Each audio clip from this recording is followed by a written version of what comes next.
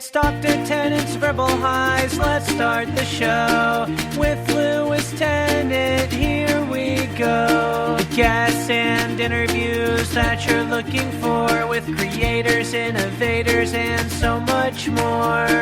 For all episodes and further info, verbalhighs.com is the place to go. Welcome to Dr. Tennant's Verbal Highs, a podcast podcasted from Tamaki Makaurau, Auckland, New Zealand, reaching around all stretches of Aotearoa. James Meharry, great chat. Such respect for this fellow, pulled RDU out of a kind of conundrum or perplexing situation back in the early 2000s. I've had some involvement with student radio, so I know the kind of tense place that occupies in the wider Zeitgeist, which we discuss in the episode. I found, I knew this guy was an interesting fella, and it was great to sort of connect and actually have a good convo, because we've kind of crossed paths years ago as kids through like the Gathering and the wider dance scene. And I think the quote that I think you may have said in the episode, wherever it was that I clipped it from, I think of myself as a futurist, not a nostalgist. I think that sums up James's attitude. He's done a great amount of stuff for Christchurch. Thank you, James. Thank you, Pylon. It was a great chat, and I think you're doing great things in Christchurch City. There's 92 other shows at verbalhighs.com. There is Verbal Highs podcast on Facebook. If you could like there, that's great. More numbers the better. That's currency these days, eh? And also it's a way you can drop me a line. Verbal Highs on Twitter. I mainly just up eps there, but I'm contactable there as well. Again, if you know a guest, give me a holler. I have a donate button. I don't really talk about it too much, but it is coming up to the time where I renew the website again, which is a few $100s each year. So if you could drop a few bucks there, that'd be great. In a Patreon style, you know what I mean? So even if it's a small amount and a bunch of you do that, that would be a real help. Okay, enjoy the episode. Cheer, bye. This is Dr. Tennant's Verbal Highs. I'll tell you the story of the one other time I did a Zoom podcast, because I talked to you about how I liked the vibe of doing them in person generally. I had a very well-regarded composer and audio engineer on as the guest, a good friend as well. That's why I can rib him. And so I thought, I won't tell Stephen what to bring to the party, because he's a highly regarded audio practitioner, and he used his laptop mic and had no headphones on. So oh my god, hilarious! And he's I love it. He's a big supporter of this, so he's probably listening. So I'm just going to rub it once more. You said you've been in the studio in the last few days. What does that entail? Is it music production, or are you a kind of engineer gun for hire as well? I actually haven't been in the studio a lot in the last 6 months to a year. With the COVID scenario, there's been a bit of a shift of focus, and operating from home. You're operating off your laptop and stuff, but getting back into the studio, I have been prior to that cutting records, mastering records, and I enjoying doing that. And so someone got in touch with me a few months ago. His name's Steve Carr, and he was doing a work for the McCann Family Trust. As in Colin, the artist?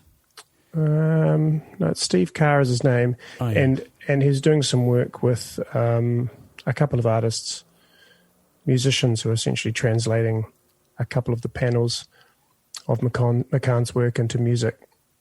And so as part of his sort of final submission, he wanted to get the work cut to vinyl. Oh, great. So yeah, I've just done some pre-mastering, and he was visiting to just check the audio and see how it sounded. So I fired everything up and got it going. So yeah, that's what I was doing the last couple of days. Great. So how's lockdown affected things for you, man? I mean, it's a question for everyone, right? Yeah. But you have a kind of, a lot of fingers and a lot of pies. Like, have you got through the year okay and all the key metrics and measurements? Yeah. Including not going insane or losing, a huge amount of income. No, I guess from a business sense with RDU, we did really well on a number of counts. We were very lucky, of course, to be public broadcasters. So as an essential service, we were supported by our funders, New Zealand On Air, which we're really grateful that they, pulled strings and made things happen to ensure that we could keep on the airwaves. We also worked pretty hard on just translating broadcasting into remote broadcast. Yeah, we were quite fortunate. We actually learnt quite a bit post-Quake about how to broadcast remotely, technologically, and I was surprised at how quickly we just shifted into remote broadcasting mode. We were kind of ready before the lockdown started. Well, I mean, I sort of gave everyone the heads up saying, look, I can see this coming, so get the tools out, blow the dust off, and let's have these things operating by next week, which was a few days before lockdown. And so when the time came, we just slotted right in there and got on with it. And credit to my staff, they sort of took the initiative to sort of communicate with all the broadcasters, all the hosts, all the shows. And we had, I think, 75% of the shows all broadcasting live remotely, using free software, a range of software packages and technology, and in some cases we got equipment where we needed to get it. I'll tell you that. I mean, the gift of kind of modern technology, with that layer on top of radio is one thing, but coming full circle to where you started, like, I can see why government agencies were keen to support you guys as a broadcaster, because if there's one thing I know, like, digital devices are great, as is that form of production and reception. But when it all goes down, like you guys know well, when the earthquake happened, the wireless is what people turn to, man, because it's the, and I don't mean this pejoratively, it's the cockroach of media in all the most positive ways. I mean, I'm surprised, amazed, stoked, impressed with how traditional terrestrial broadcasting is it's still accessible, forging its way. Easier to make. Yeah. I mean, not just the technical part, but just the practice of it, and I mean, it's still motivating and inspiring me to be part of what I think, especially for student radio. We started with a philosophy, and that was wrapped around a sense of music culture and heritage, and a love for a sense of place. And we sort of you go back to the 90s and even earlier. I presume, given that I wasn't really involved in RDU before 1993, I presume that everyone wore it like a medal. Yeah, and but you get into this modern times when that transition into technology allows people just to kind of wander off. It's sort of all of the nooks and crannies that were special or unique or alternative have now been laid flat. Yeah. And so anybody can get anything, but even in that environment, we have this all the more this sense of community and purpose is really here, and I think it's really alive in student radio today. So it's awesome. I totally get that, the social cultural side of it, like especially when compared to like maybe arguably, well, I say totally, even compared to a lot of the way commercial radio does things, like a local station like RDU. Like, sure, podcasts are great from overseas, you take this and taking that, but there's nothing to me like someone particularly live and in the moment connecting with their city about stuff to do with their city, even if it's just cultural references, you know. It's so important, man, and it's more important than you know, probably when you and I got into student radio, because you know we increasingly see less and less of that, right? I mean, you point to the commercial format, and you know, we can screw our faces up all we like about their approach to, you know, progressive broadcasting in the spirit of, I guess, continuing to collect the mainstream. But, you know, ultimately that's our opportunity. It creates more space for what we do and how we do it, and you know, in that sense, it gives us it illuminates what we do. Yeah, and I think that's fantastic. So yeah, I mean, it could be considered the tough times for radio at the moment, but you know, I don't feel that way about what we do. Certainly not in this independent alternative sphere. It's actually, you know, I dare say I still think there are some even bigger golden times to come for student radio. That's great to hear. We'll get. So I want to talk a bit more about that later. But you know what I got to thinking about today when I said to you, man, like I'd just love to chat to you about kind of Christchurch in general, because you know, we don't have to tell anyone that that city's had quite the run of happenings in the last 15 years, and so I thought about that today, and so I guess the first question before I ask the next one is, are you Christchurch born and bred? Like you're from Christchurch? Yeah. I was born in Christchurch, and I grew up on 528 Gloucester Street in Linwood. Yeah, right. And with 4 siblings and a solo mum. And my grandmother, who lived on the back property, right. She was a really big influence in why I do what I do now. I've always been involved in the arts and around creative people. My grandmother was quite a well-known New Zealand painter, Doris Lusk, and I just grew up with not in a wealthy sense, but rich in with culture, you know, lots of visual arts. She was a ceramicist as well. Yeah. And so, you know, we spent a lot of time as a child with your hands and things you shouldn't, and just loving being creative, you know. And so I mean, I chose music ultimately as my direction, but you know, my upbringing and my life here in Christchurch is the reason I stay here.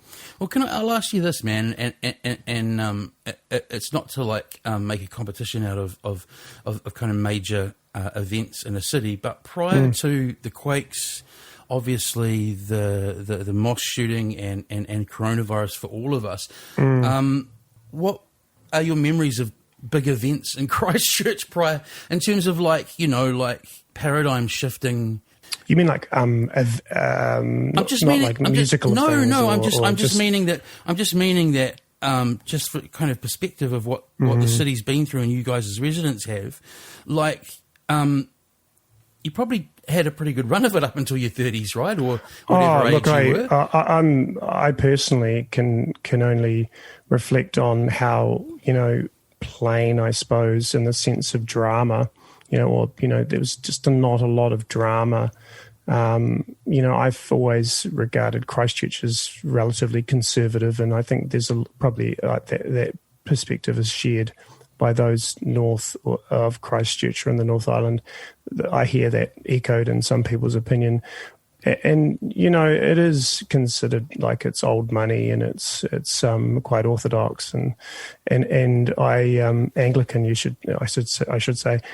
And but, you know, like that in its funny way, you know, that kind of also it sets up a degree of mentality for those that live around or within that that I think that characterizes the type of passion within, you know, the cultural practices that you know, the arts and in various ways and various. Yeah, you always have. I totally get that. In the scenarios you described, you always have an underground kind of kicking up against it as well. Yeah, I mean, one example that I'm doing right now, I said that I had to do this cutaway for a doco that I'm working on at the moment at RDU, and it's about sound system culture, and I had to go into a pickup because I knew about this guy who had built his own sound system, and he had, taken a design, he had tweaked the design, he had it all laser cut out, and he had a joiner put it all together. And the sound system that we went and videoed this afternoon, I've never seen anything like it. It's a very progressive design. It's built for really really low end, like down to 25 hertz. Has he built it in a kind of sort of a Jamaican system style, big scoops and stuff? Or yeah. Well, not so much a scoop, but yeah, definitely like it's something I haven't seen before. So it's real. It's using a lot of maths and physics to design it, and it's really impressive because it's really different, and it's the perfect addition to essentially the doco that has. My point being that in Christchurch, in that doco, there's another 7 or 8, and another one we picked up, 7 or 8 other people and community family groups, whānaus, who have their own sound systems, awesome. who operate their own, they operate their own with their own sound systems in various ways. And it's inspirational stuff. You don't really realize they're there, but like I said, they're really passionate and they're doing their own things, and we've kind of been gathering all of that together. So it's turning out to be going to be a really great doco. Do you think that culture of people building sound systems is relatively new in Christchurch? Because more broadly, I was thinking like a lot of the music I've heard come out of Christchurch, other things I've seen out of Christchurch, and this didn't surprise me. I'd kind of thought about it before stuff started permeating. Like, I'm guessing that like kind of New York in the 70s or like, that sound system culture in the UK, post something like the quake, I'd imagine that kind of, I'd hope that creativity is overall, kind of more visible and people are doing more things. Yeah, I'm kind of loading you there. No, it's fine. I mean, I instantly jumps into my head is after the earthquake, we did a project with a range of musicians in response to the earthquake, and it was called Flat City. Yeah, and it was a doco that we produced. I think you'll find it online if you search Flat City RDU 98.5 FM. Yeah, and it was really interesting to see and hear the stories as well as the music. Yeah, and obviously this is more songs and as opposed to sound systems. But equally, I think that the sound system culture sort of, and the gentleman today who's built the system I was talking about the future or why does he think Christchurch is actually so strong in sound system culture, and he was specifically talking about that idea of responding to it, and that it's sort of a fight that we have to fight. Totally. So it's very sound system to kind of deal with the idea of the clash and smashed down Babylon. Yeah, the idea of having to get up and battle something. Yeah. And so the COVID and the earthquake and stuff, in its sense, is that's the fight that needs to be had. Well, I'll just put this to you, Christchurch listeners. You need to invent a dance, okay? So break dance came out of New York. You got to have your own dance. Yeah, man. well, yeah, and it needs to be better than a shuffle. No, like Melbourne, I lived there for 6 years. When I first saw that, that's pretty good though. Like, look at that online. Well, Well, honestly, if you look at it now, there's like about 30 techniques. The Melbourne shuffle tends to only be able to be done to the worst end of of electronic music. But anyway, when I first saw it, I was like, what's with that talcum powder going down on the floor? That bit was impressive. But, I jest, it was cool they had their own dance. So it's just to fill people in a little, because there'll be obviously a wee blurb of copy for your episode on the webpage. But sure. But you RDU came into your hands in 2006 before the era we've talked about, kind of post-quake. Sure. Talk a little bit about that. Like, I don't know if you know anything of me, but I have kind of quite a deep background with Radioactive in the 90s and stuff, so I understand student radio. I understand the kind of tensions and pressures of keeping the stations going and stuff. So you can go full Yoda. I kind of get it. Like, where was RDU at then that change needed to happen? Yeah, so I well, I was a volunteer prior to 2002. Yeah. And, I was putting on a lot of gigs at that time. I was, bringing in a lot of artists. I was doing a lot of tours. This was more strictly in drum and bass, with Scientific, DJ Moses, who's Need for Mirrors. And around 2000, that sort of dropped off. And just after that, I sort of dabbled around. I started Metro Beats on RDU, which is still running today as the Jungle Show on Friday nights. And then I took a job because the reality was I knew all the people in town, so it was an easy sell for me to go around and talk to the businesses. Sounds like you took up a sales job there? And I mean, I didn't really like the idea of doing sales, to be honest, but ultimately you sell something that you're loving. And of course, my big point was I just knew all of the business people in town. They were like my peers. They had all the clothes shops, the skate shops, the types of shops that basically were the sponsors of the shows on station. So it was a real easy walk around because I had a lot of those as sponsors for my gigs. And they knew me as the DJ pylon, and so there was relationships there that was very easy to translate into radio. And so I worked for about 3 years, just solidly on improving the sales for the station. And then the UCSA essentially went through this process of going, well, we don't really think we want to be in radio. Yeah. And that's essentially in a nutshell, their attitude was, it was waning. They didn't really understand it. They felt like it was too much of a burden. And when they ran their surveys, the surveys seemed to consistently come up showing that RDU was at the bottom of the preferences for students. Active, where they had that happen a decade or so earlier, it's tied in with compulsory student association fees not being a thing anymore. So there's way less money in the pot. Student unionism that's what I mean. They made a big impact at that particular moment, which everyone was screaming blue mooter about. The surveys weren't particularly stacked in ways that was positive for RDU, in that the students weren't really being exposed, in my opinion. This is just my opinion. But, me looking really hard at how they were actually exposing students to student radio at that particular time, RDU was it was practically invisible. Yeah. So, it was natural that it was going to sit at the bottom of the survey, which was, disappointing from a sales perspective, because as you can imagine, as a sales rep, I'm like, that's one of my biggest opportunities, is to be able to talk positively about the fact that students are connected to the student radio station. But there wasn't really any harmony there. Anyway, the student union were like, well, we're looking for an exit plan. And the exit plans included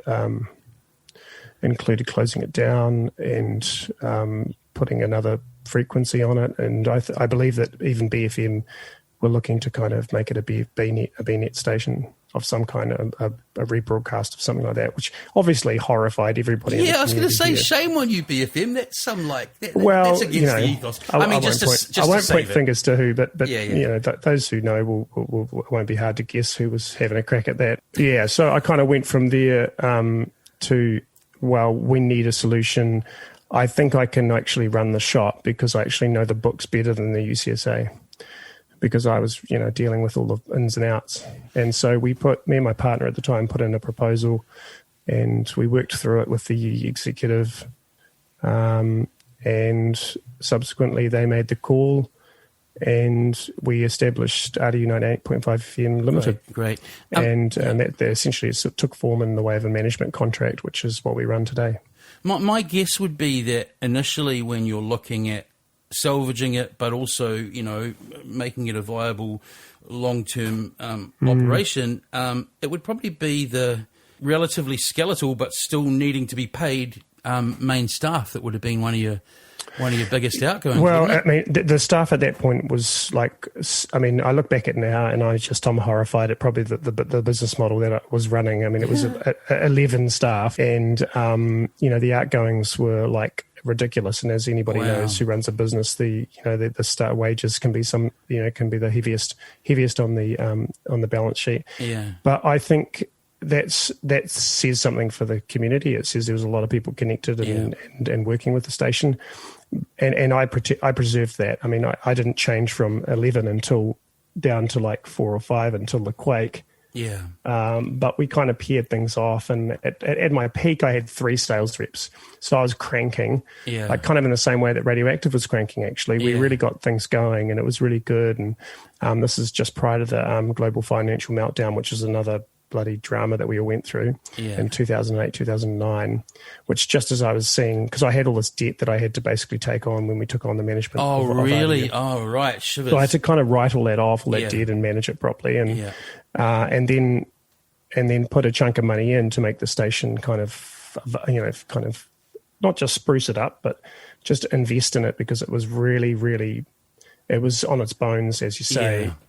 It needed new gear, it needed a new studio, it needed carpet. It was like a student flat that you had 140 different flatmates going through it every week. It was just terrible. And for those who don't know, an organisation like that, in terms of investment, like if you're from the traditional world of capitalism, which is pretty much most of society, it doesn't look like a good investment on paper, right? You know what I mean? It's like no. This is the heart. That's the heart of basically I guess the drama that was placed around this idea of a transfer of a business so many for people $1. don't get it, you know? Is that essentially the only reason they do that is because you've got a massive liability to take on board, and I mean, you know, people like myself and those that supported me at the time, I mean, they understood why we're doing it, and the community, the hosts, everybody who stood behind me, like they all understood why we were doing it, and you know, credit to them, because there was certainly a bunch of people who were doubters and naysayers, and those who didn't think that I had good intentions. But, you know, here we are. It's 2020. And I was behind you from afar. I that was totally get what was going years on. ago. That was 14 years ago. I saw that. I remember when I saw that story, I was like, that's fucking fantastic, man. Yeah. Yeah. Well, look, I mean, since then, you know, I've dissolved my capability to draw any pecuniary advantage other than, you know, my wage out of the RDU by turning it into a not-for-profit. I love the way you phrased that. Well, that's the kind of thing that people do think about at the very beginning. They think, well, whether you can or you can't, you have the opportunity. Well, also, and having the opportunity is really what people question. And okay, I actually have that in my notes. We'll jump a little forward because I was interested in that, because I thought, funnily enough, this is the only kind of direct quote on my page. It said you registered as a not-for-profit early in 2017. You know, just what you spoke to, and my guess was actually not that. I thought you would have done that because surely that gives you kind of community organisation protection rather than that kind of ruthless capitalist environment I spoke of, or am I being romantic there? No, you're not. You're not far from it. I mean, I think, you know, I thought that we could run it, and you know, with some firm direction, with some new carpet, and new carpet, we should be able to kind of bring the nose up and keep it up. Right. But it constantly dipped up and above and below the line. And, you know, an indication of that, you know, without disclosing too much financial information, is to say that, you know, it's only been in the last few years that RDU's managed to bring its nose consistently above, out of its overdraft. And you know, like, so we've been living in an overdraft for a decade. And I mean, that's kind of symbolizes the fight that student radio goes through, and the fact that we're doing it for a reason, because the cultural platform has this purpose. It serves this purpose, and myself and the people who support me have very clearly see why we're doing it. And for some reason, I feel like I have to say it for the 10th time again to everyone. Like you're existing in a broader system that is just often not sympathetic to the ebbs and flows of organization. No, that's right. I mean, but you know, like sometimes, you know, Lewis, that's the fight. That's the fight that we have, you know, and I embrace that, and that, you know, I would like to be on the other side of it. I really do feel like that student radio deserves to have a little bit more meat, because we have the potential to do so much more.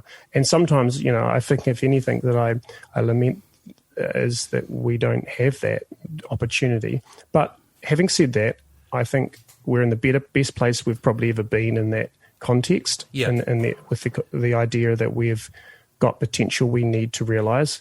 Yeah. And we're really looking forward. We're getting kind of excited about what we might do in the coming years. So, and also credit where credit's due. Like I'm generally a glass half full person. Like people like David Riddler was a DJ a little bit older than me when I was at Active. Sure. And having people like that who have ended up at the head of New Zealand On Air for the very reason that they do get it. There is great support and people in those key roles now that are really important. Absolutely. And before we get too into the weeds of this, I wanted to ask you, move on, but kind of intentionally quite broad question about all of this. You can go any way you want with it. What have been some of the big learning curves since you took on the station that could be in your life and society, and music? It's funny. I think about the 40th exhibition that, myself and the team, we curated for the Canterbury Museum in 2016. And I remember putting a photo up of me and Karen and my partner or my wife, and we put in the statement a naive director, the naive directors. Yeah. And I really feel like we were considering what we had yet to face, and that, when you think about the crazy shit that happened, like the truck, when I got the truck, here's a classic story. I got the truck and I purchased it. It was north of Auckland. So this just quickly... this is the horse truck that I got post-quake. So people who may not be aware, we're into post-quake now, so obviously RDU has a little problem that it doesn't have a physical premises. Yeah, so that was all red-stickered, and we go... And this is where that classic idea of using terrestrial radio does come in, and you're right.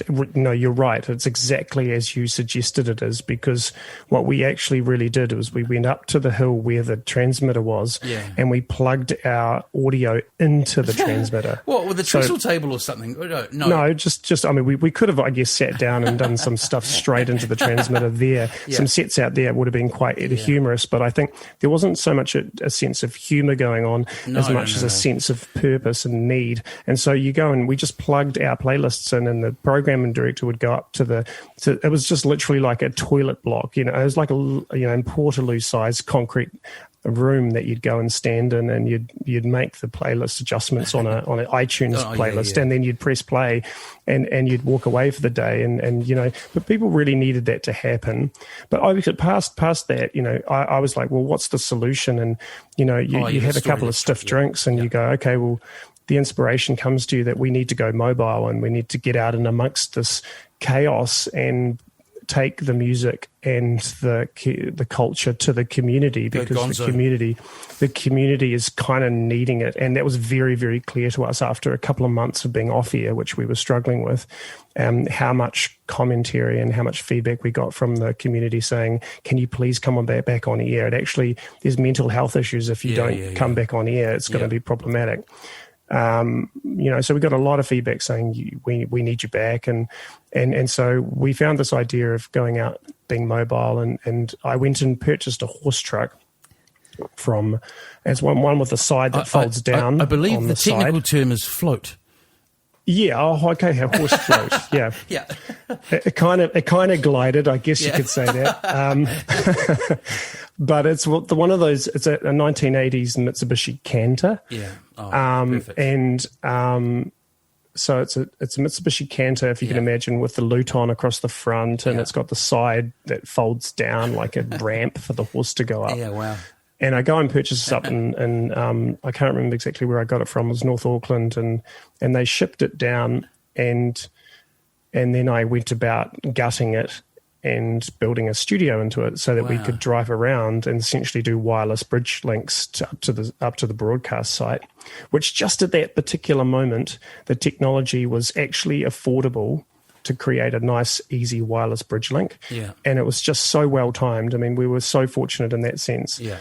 And but my story with the truck is that, and this is one of those scenarios where you don't know what to expect until it happens, and then it just goes. Everything goes.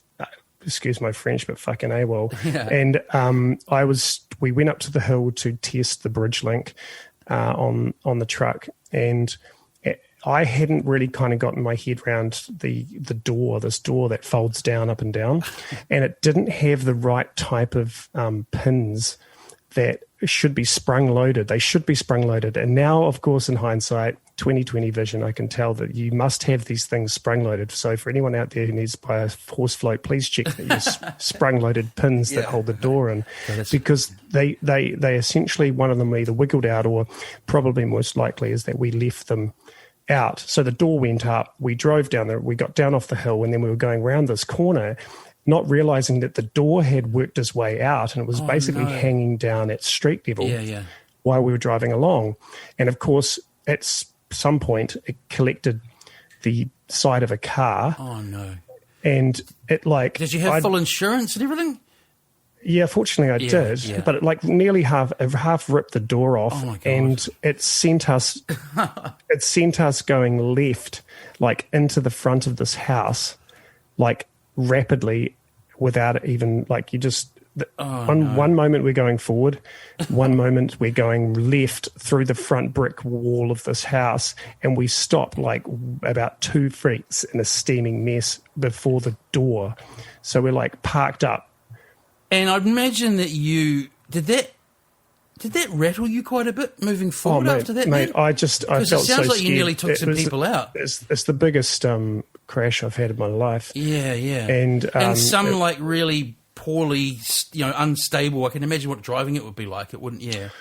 Well, we went through the corner of this house, this brick wall, and we ripped the cornerstone out of this fence, and it crushed the cab and the frame of the chassis. So it crushed it so badly that it was a write-off. And what did you buy next?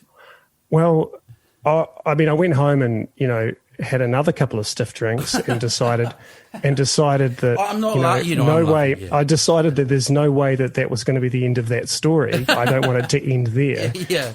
So what I did was I found another 1980 Mitsubishi Canter. What are the chances? Which was, I think it was in Martinborough. Seems it's a seller's market. Well, I just really took a fancy to the style of truck that it was, and it did look so bloody good. Yeah. That I went up and got that one as a replacement, and then I switched the cab. I kept the box cab from the first one because it was the perfect size for the broadcasting space, and I went to an engineering workshop and spent 2 weeks there shifting one from one and cutting it from one and welding it to the other one. And so it was hindsight, eh?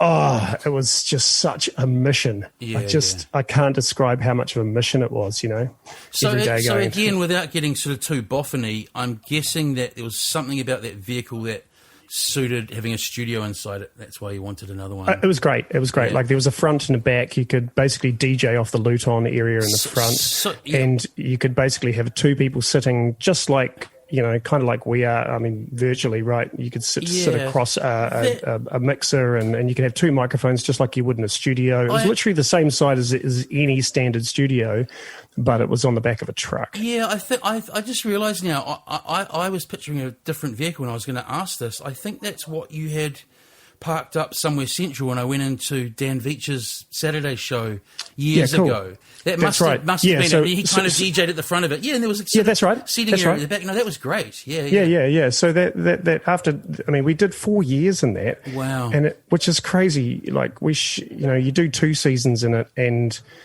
you realise that it's always too hot in summer and it's way too cold in winter, so it's never quite right. But even the DJs needed at that time, man. What a release going and doing a show, man. It was a total blessing for the community, and we parked it in all sorts of bloody places. We did a 16 round of live performances in various places around town where we opened up just in the middle of nowhere and just played music for whoever was there, and that live performance involved bands and setups and stuff, and we did we'd park in for a period of a year. We parked in the back of a painting business who would store us in the back of their workshop. Right, yeah. But we had to pull it out at 5:30 in the morning in order to set it up for breakfast at 7 and then move it to a next location to do the rest of the specialist shows for the afternoon. And then after the evening specialist shows, which would run about 11 midnight, it gets moved back to the painting shop and goes on lockdown for 3 or 4 hours until the whole thing gets run again. So, you imagine that everybody's lifted. I don't understand. Is this something to do with quake restrictions at the time? The vehicle just couldn't be out, or? Well, there was issues around, it's just protection, guess, security, as well as finding a permanent location you can go to and settle into. And that was because at that particular moment, we didn't have a permanent location for it. And where you ended up coming to, we'd finally found, for the second 2 years, we found a permanent location on Barbados Street where somebody gave us their backyard, which we just parked in permanently, and the truck only came out when we really needed to take it out because it became really onerous to move it around as frequently as we were doing in the first 2 years. Hey, I want to move through other parts of your busy and colourful life, but I do have one other question because I'm all about this, changing media environments, sort of an area of interest to me. This is a more universal topic for all media outlets. And coincidentally, around the time you got the station, I was thinking about it, 2006, 2007. To me, that's kind of like media 2.0, when that hit. So you probably know where I'm going with this. And in a world where kind of production and distribution and reception of media and music has changed, it's a very broad overview of what we're talking about. Like, how have you guys got RDU through that? Do you know what I mean? Like, have you kind of learned about social media presences and, are you worried? Yeah, I do. I mean, it's interesting that particular time. I mean, I pulled some paperwork up recently for a new contractor that just came on to work with comms and redeveloping our website, which we've just re-released. Or republished. Yeah. So you can go to rdu.org.nz and it's all looking a bit tidier and a bit flashier, and the podcasts are more consistent. Everything's looking good there. But I look back at some of the media when I was giving her some background, and I go back to a document called the RDU Rewind, and we did this with a gentleman called Bennett Hitchcock, and he worked with me to essentially write up do a big survey of our listeners and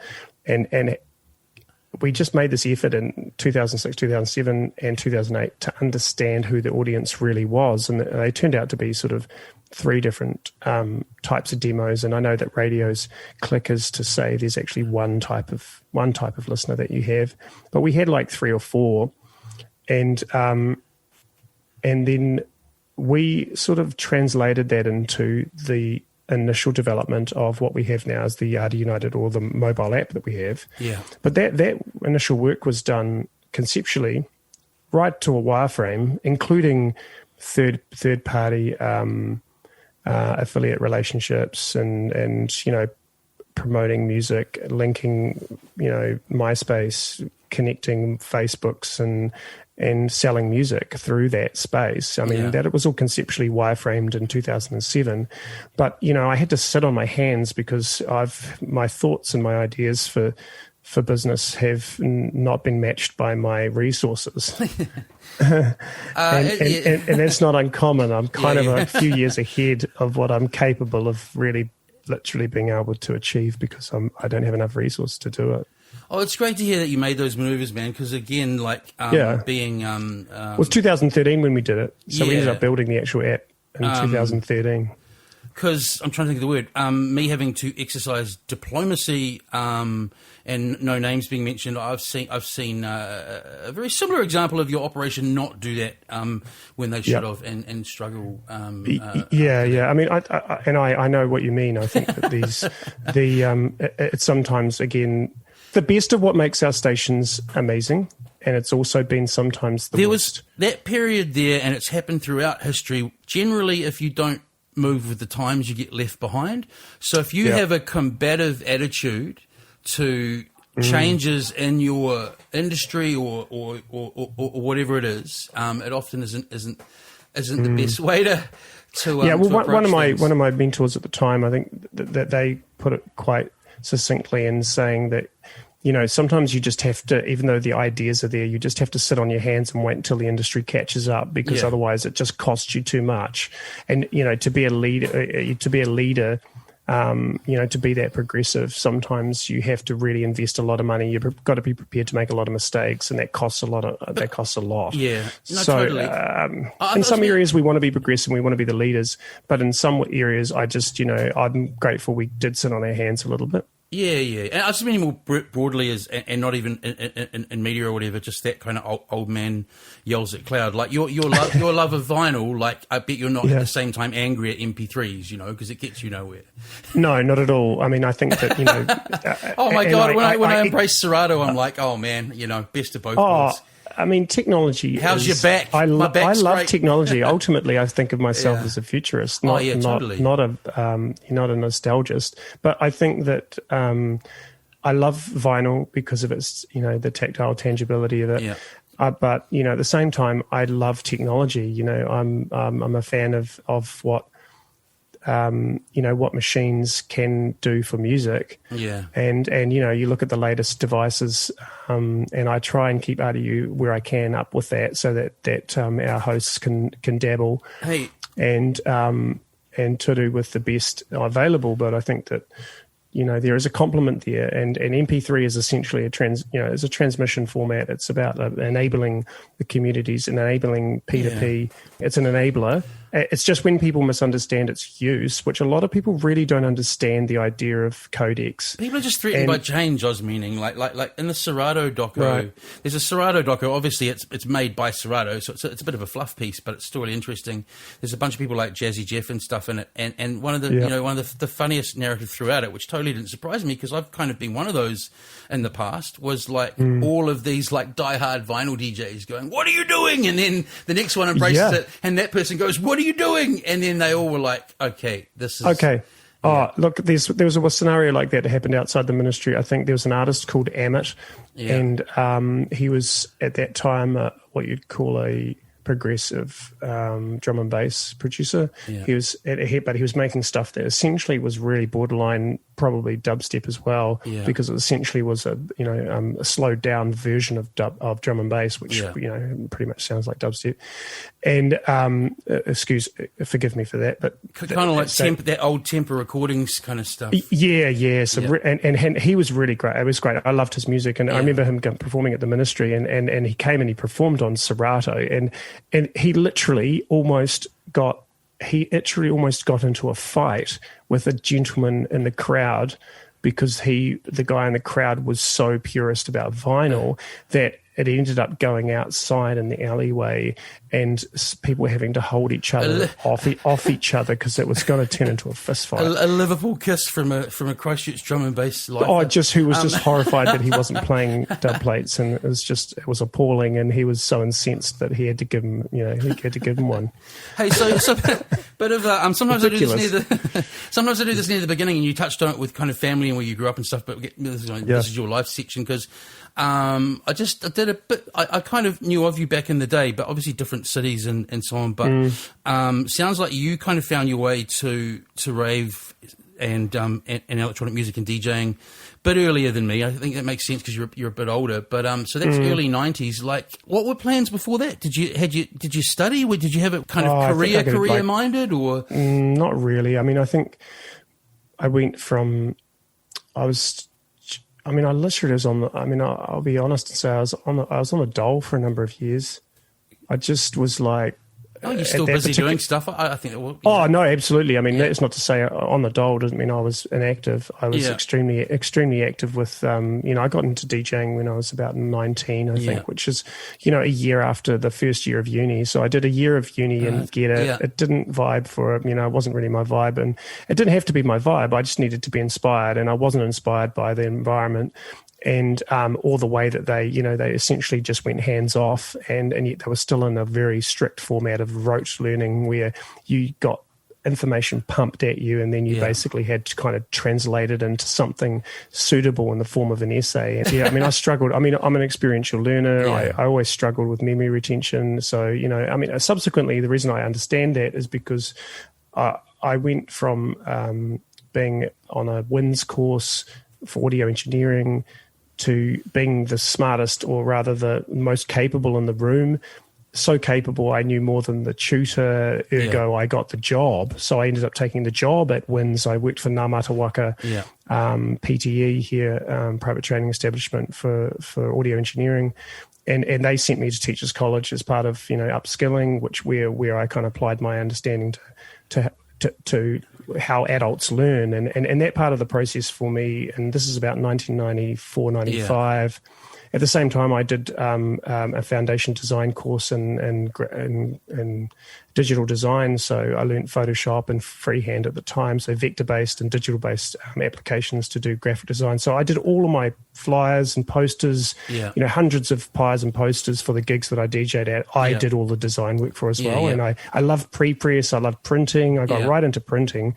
And it's just like, it was something to really enjoy. Not just printing though, like printing in specials, using silvers and embossing and gold foils and all sorts of, die cuts. I love die cuts, It's the same in Wellington and Auckland, eh? It's interesting how it's, like the artwork for gigs around that time is pretty phenomenal. Oh, I've done a collection. I've got a collection that I'm still yet to realise into a piece of some kind. But pre-millennium, I've got a collection of like 250 physical flyers, digitized for some inevitable publication I'll sort out when the time permits. But of Christchurch rave culture in the 1990s, and you calculate that back and you say, well, shit, there's flyers here for pretty much 3 or 4 gigs a week for the entire time. You might not have heard this, and if you haven't, it might provide some quite valuable context for your experience at uni around that time. That was peak era, early 90s to I think about maybe late 90s in New Zealand.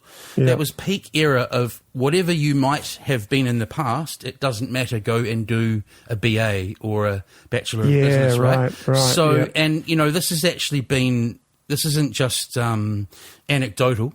Sure. And a bunch of people who would have made amazing, really highly skilled tradies or whatever went that direction. And then, funnily enough, once I read and learnt about all of that, I'm like, oh, that's why all the people who became like tradesmen in my generation have cracked it, and they've got they've done really well because there's like a shortage of people who have an intelligence with their hands, hand-eye, rather than, as you say, rote learning. Yeah, that's right. Yeah. Oh, I mean, that's really fascinating. It is really. I remember that, obviously. I was talking about a scenario in the doco, the sound system doco, about parties on Carlton Mill Road, SB2s and SB1s, slave strobes and smoke machines, and just the initial sort of, I guess, this exploration. Guy's name-dropping lights. Yeah. Oh, well, it's amazing. You'd be amazed at how much you can achieve with just one single slave strobe. Yeah. But I think that there was a particularly impressive laser for the time that used to live in Christchurch. That used to be flown with operators to Wellington. Half my audience is just turned off, but let's keep going. No, I know exactly who you're talking Argon. About. His name is Andrico, and Kermidelis, and he is, I don't think I pronounced his last name right, but he's from a Greek family, well known here in Christchurch, who used to own the Oozary. The Oozary? Sounds like, okay, anyway. Which is essentially a Greek restaurant. Oh, yeah. Ooze doesn't scream food to me. Yep, anyway. But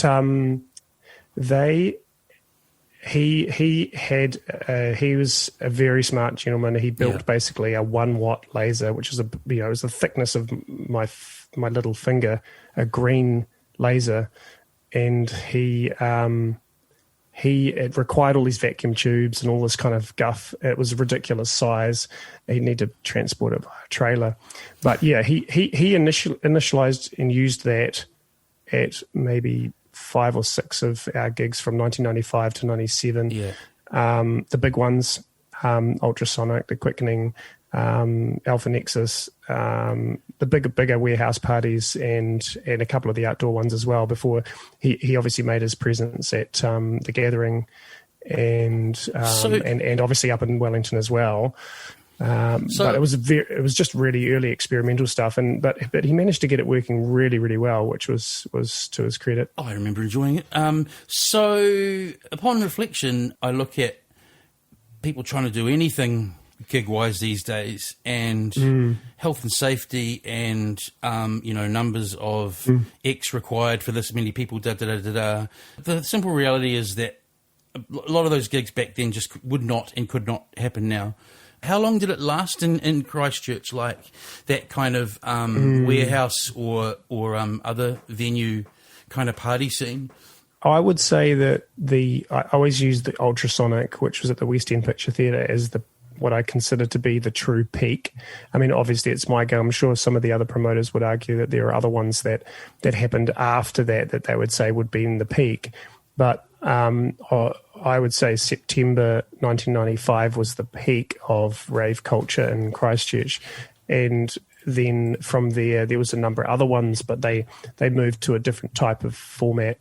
Or they were being done in a different way, and they moved. What happens is that everything moved back moved out of town, out of the cities, out of what you call the juvenile nightclub, which is your cheap mainstream nightclubs with cheap drinks, and out into the warehouses and out into the Port Hills, as it were, here.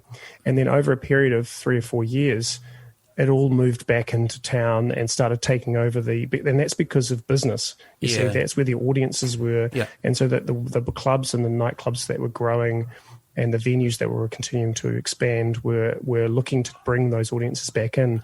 And so we ended up going and cohabitating all these venues in town and taking over. So at that point, that's like 97, 98. The Ministry started to get absolutely hammered by 1996, 97. Yeah. And so the peak of rave culture, and the West End is a perfect example because the West End Theatre in the central of Christchurch, which was right on the corner of Cathedral Square, was derelict. Yeah. So like the fire department came and said, you can't have it here.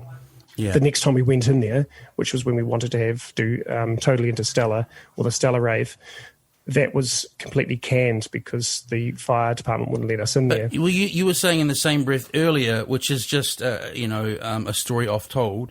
Just let me get this right. That by that stage as well, pretty much like again, capitalism had appropriated the music into clubs, and it was kind of, I'd imagine, cheesier and stuff as well. There's these German theorists, I don't know if you would have heard of them, they're called Adorno and Horkheimer, and they are cultural theorists, and they both fled Nazi Germany, so they both had a few things to say about what they saw in America, and it's a broad theory called the cultural industries theory, but one part of it is that folk culture gets appropriated by capitalism.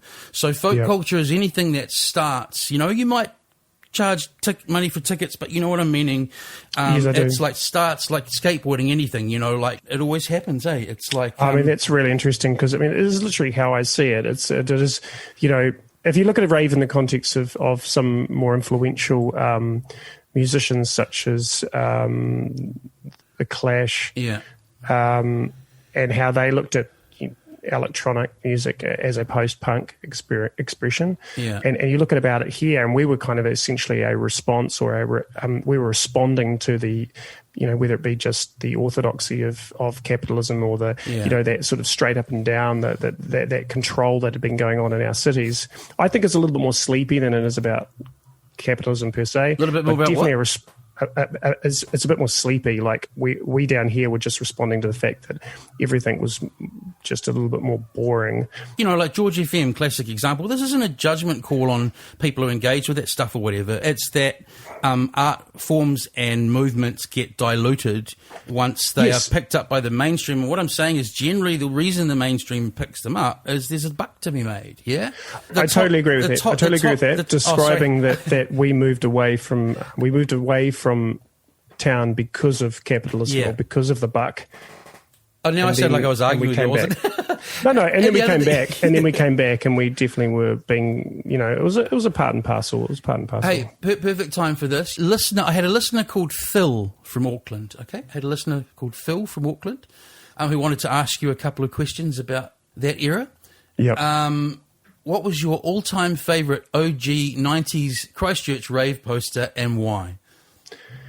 Well, I mean, I have to say it's the Ultrasonic because it was, again, like I said, I did pretty much all of the artwork at the time, and this particular artwork, for a few reasons, it's the special one because firstly, I wanted to do a really sort of iconic poster, and so I wanted something that was going to alarm a lot of that. You know, when I talk about the sleepy community, I wanted an alarm bell to go off. And so I went to the library and I sort of looked at this idea of sort of creating a morph or a hybrid child and a devil's head. Right. So a devil's child. Yeah. And so I came up with this devil's head that essentially looks like a baby, and it looks a bit twisted. And I made a big emblem, ultrasonic, raving the West End. And I went to a friend of mine who I was flatting with at the time, and they were Jennifer Matheson, and she was a textile printer. Yeah. And she had these massive screens. So screens meaning for textile printing is they're like 1.5 meters wide and about 2 meters long. And so she helped me hand screen print these posters. So we hand screen printed the posters. Wow. So I hand screen printed maybe 20 of them. Yeah. And then I went to Phantom and to Jim Morrison, and it's the first time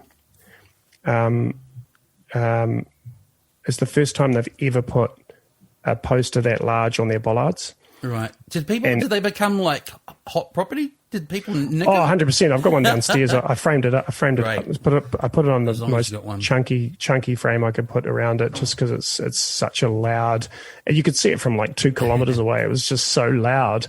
And I think that was again, not just the peak of the scene, but it brought so many people at that particular time. We overloaded the West End Picture Theatre by 200 or 300 people. It was strictly illegal. Yeah, that's what I mean. Extremely dangerous. Right, and everyone survived. But everybody survived. Yeah. So yeah, we all got off the hill with the gathering as well. Now the second question, I will point out, this is a highly unusual. It's the first time I've had listener questions from Phil from Auckland, who seems to be very interested in you. Phil from Auckland asks, what's the best happy hardcore record of all time? Oh, Phil. What a crack up. Yeah. I'm sure I know exactly who this Phil is. But Phil, I'm just thinking, if I was to think of all time, I suppose happy hardcore as well. You're asked specifically for happy hardcore because there's a whole different, like, you're in a different world when you start talking about hardcore because there's just so many different strains of it. But if he's specifically asking about happy hardcore, it's got to be Love You More by Paul Elstack. Oh my God, there he goes. He's got an answer. I tell you, that tent taught me a lot about Christchurch at the gathering because it was mainly Canterbury in there. I'm just thinking. He's got me thinking. It's definitely Paul Elstack. I love it. I love that you had an answer, and I love that when I asked you about kind of how the rave scene played out in Auckland, you took it to a month and a year when you think it peaked. Man, that's great. Oh yeah, it's almost exactly. like you should do a TED talk on why it's that much. Well, look, I look back at the numbers, Lewis, and I look back at my flyers, and I'm like, I'm amazed at how much activity in that particular year. Yeah. Right? In that particular year, in 1995, we did one there was one a month at least. And when I say one a month, I mean one a month that we were booking all the DJs. We're doing it in these crazy spots. We were designing, gate folds and die cuts and doing these amazing kind of artworks, which today they look kind of. I literally had a gentleman in who's been doing some video editing for me who's got to be at least half my age. Yeah. And he came down and checked out the flyers, and he's a designer himself, and he was just blown away by the fact that it obviously does something for him that it hasn't done for anybody who's 10 years his senior, who's only 10 years younger than me. There's a whole bracket of people who don't really see what somebody who's 20 years younger, who obviously sees as the revolution of style, or rather revolution of fashion and style in culture. You see, no, you've got it. It's having this kind of revolution, and they're seeing it in a way that, I love it. I'm just so. The jungle revival. But you're so right about that wider culture and creativity movement around that, the flyers, the fashion, because you got me thinking about, I mean, the poster boy for that globally is hip hop, right? But you're right, it's the same sort of thing, like what happened here in that period, and it's not cheesy nostalgia on our part, it's congruent with what was happening a whole lot of places, around the world. I mean, I'm not arguing that DJ Paul Elstack's Love You More isn't going to be a cheesy listen. Beyond that, I think that, it's to be appreciated that there's a lot of music genre, there's a lot of productive creativity with the onset of sampling from a musical genre standpoint. It was like that's now had this massive rebirth in the last sort of 3 or 4 years, which it's been fantastic to see, and I can hear it in the programming and the creativity and the music that's on playlist at the moment. It's amazing. Yeah, that's interesting too. I'd love to get into that, like what you see trend-wise with seeing station playlists. But last thing on kind of talking about that kind of era in time in New Zealand, it's not a unique kind of idea or statement from me, but I really like how it was either you were there or you weren't. There wasn't the kind of like access to cameras, but those stories do kind of need to be told, man, because they're part of what's going on in societies. And so I've done a couple of articles for Audio Culture, and that's kind of been my exact mindset, is like, talk to a couple of people about their perspectives and pen, one 2000 article that is on a site where it's going to stay on up, and it's a record of something that's happened. But I'm saying at the same time is I'm glad it's not like there's not gigs and gigs and gigs of footage and da da da da da. No. It's funny, you echo literally this. Like I said, this gentleman Corbin who's been doing this video work with us. Yeah, he was literally talking about the fact that he was starting to become aware of what was happening 20 years ago, and he was really grateful to be working with us in RDU, because he could see from working on the sound system culture doco that there was a lot of culture around him he was yet to come to grips with, to appreciate and enjoy. And subsequently this historical stuff he was saying, and I was reinforcing the fact that it's really important that we tell the stories.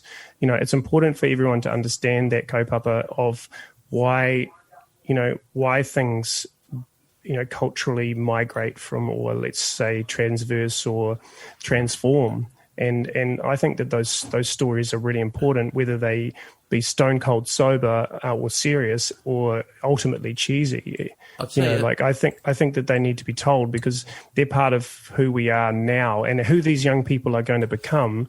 Is the substance of who they're going to become is going to be based on how they understand who's come before them, and that's really it. I'll tell you this though, if society didn't enforce it on me, as far as I'm concerned, it was just the other day, and I'm not that much older, but it's when you actually realise that you're in your 40s and it was 20 or 30 years ago, and someone 18's like, what, you had that then? And wow.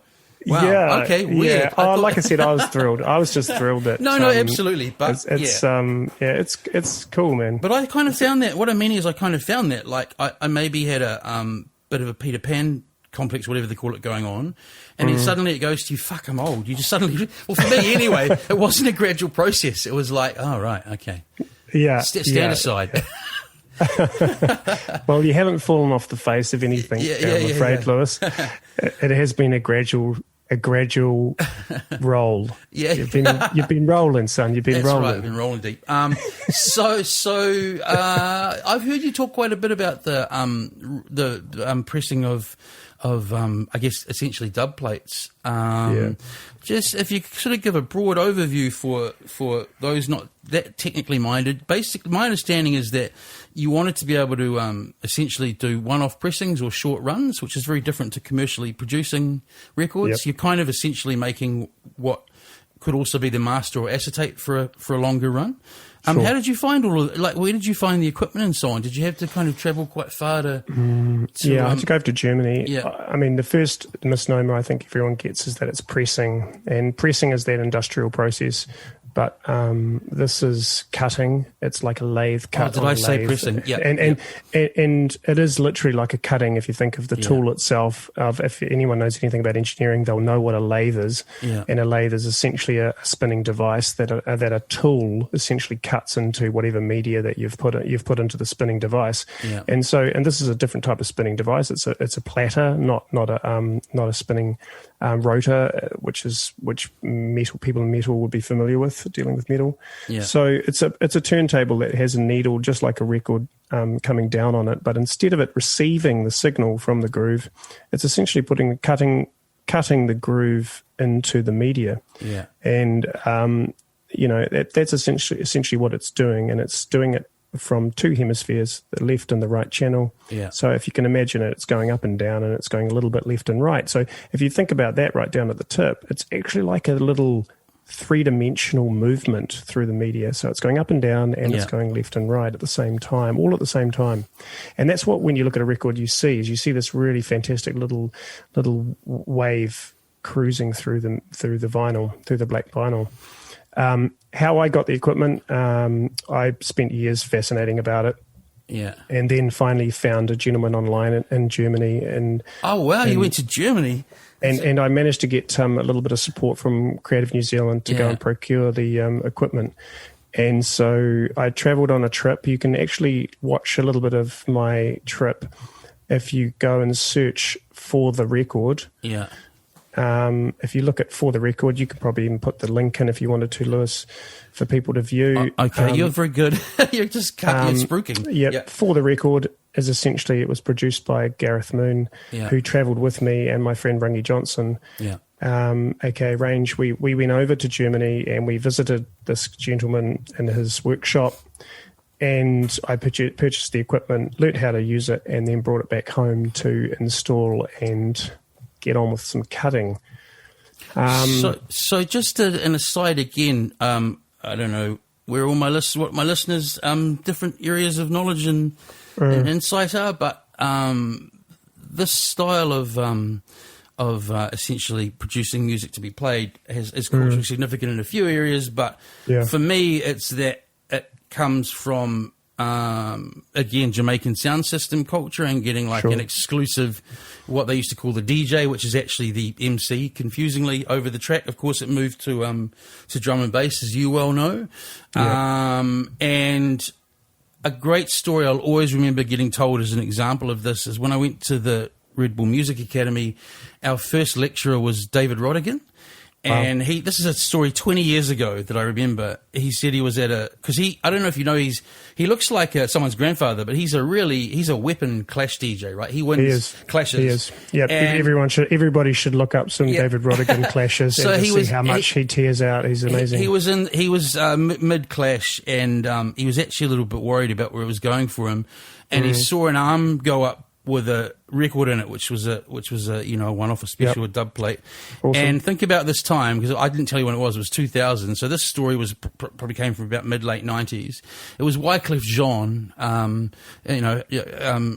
deep in the highest echelons of the Fugees' fame, with a one-off David Rodigan, melody about. And apparently it played, and it was just like the whole place went. Ah! Well, he's famous. He's famous for getting people to essentially call him out on the tunes, so that when he drops the tunes, the rhythm drops, and then the call out in favour of Rodigan follows. And he's a killer DJ. He always gets the freshest plates, and that's that idea, I think, of exclusivity that causes that culture of dub plate fever. It's so ran into drum and bass, right? Like I always bought some drum and bass, but you guys who were really in that scene, like it actually, like it was almost like not too reliant, because that's a judgment call on my part, but you just had to have the newest tunes each time. Well, right? the thing that a lot of people won't appreciate, some younger people will appreciate this, and the understanding of what train spotting really is.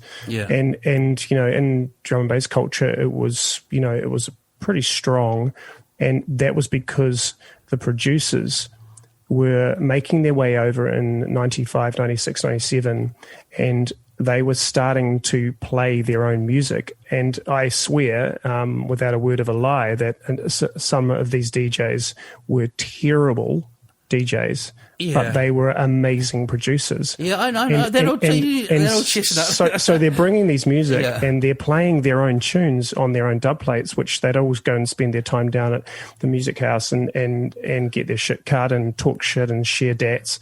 And that was how it got done.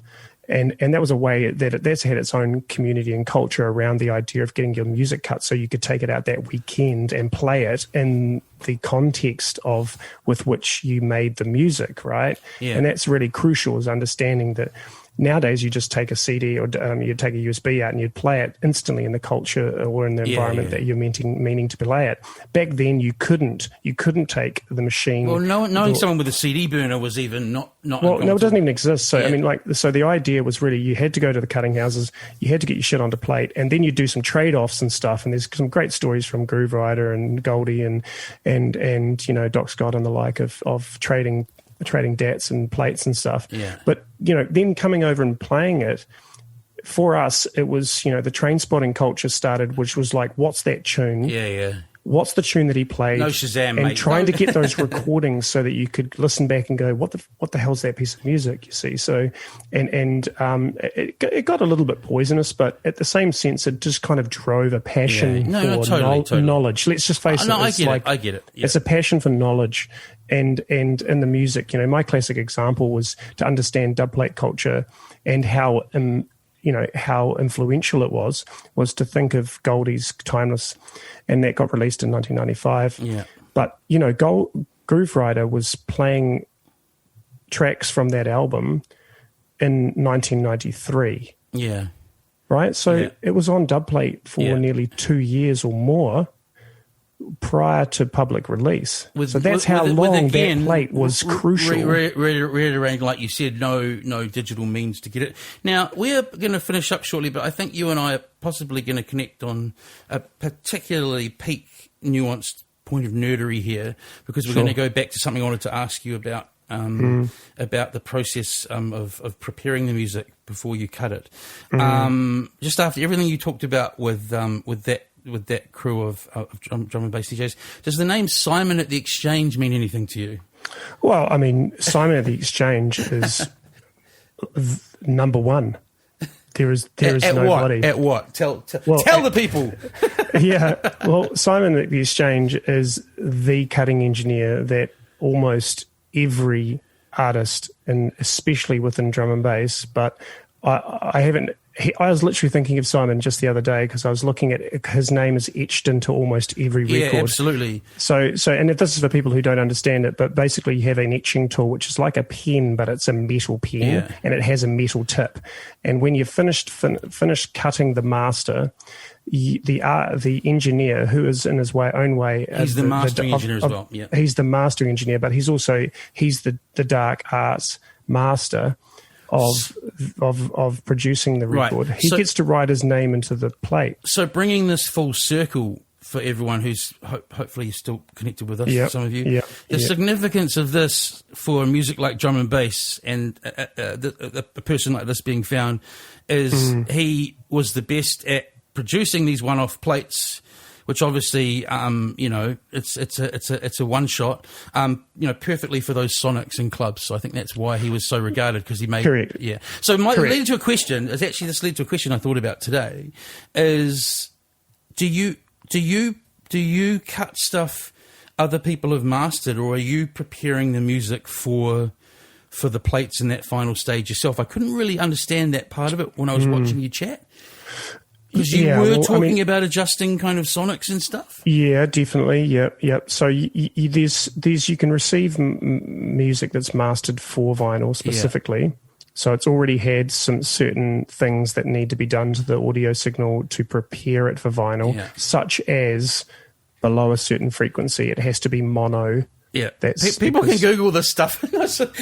So, everyone understands Yeah. what the stereo signal is, which is where you hear something in one ear and something that's not in the other. So at the same time, they're not in the same place. And that's what causes that, the audible feeling of a sound moving from left to right. That's stereo.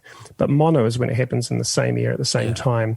And below a certain frequency, which is about 100 hertz, and that's a low frequency, relatively low. That's what you feel when the sound system gives you a bit of push in the chest when you're in a nightclub. Below that, anything below that, it needs to be mono. So that means it needs to be in both channels at the same time. And otherwise, you get what's called phase cancellations, and you get a problem where the needle will just literally pop out of the groove, which makes it dysfunctional and it just won't work at all. Okay, I'm genuinely glad you told me that. I thought, oh God, he's going too far into the weeds. That's really interesting. It. That's all I'm going to say about it, Lewis. Don't ask me another question. Hey, you know what we've done? It's been a pleasure, man. Oh, that's awesome. Thank you very much for having me. But it was great to talk to you. Can I say a special shout out to my mate Phil? That wouldn't be Phil with the two questions, would it? Phil with the two questions. What a small world. Of course. Okay, take care. I have no idea who Phil is, but I just thought he deserved a shout out. Yeah. Okay. Take care. Thanks for the questions, Phil.